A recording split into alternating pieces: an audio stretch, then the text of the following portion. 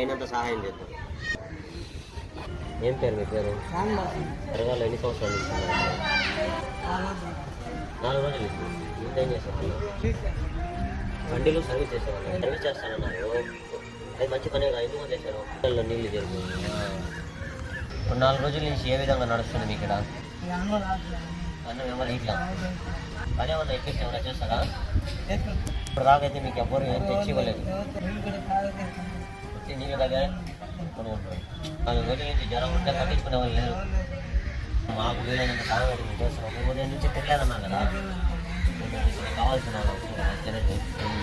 ఇప్పుడు హ్యాపీయేనా?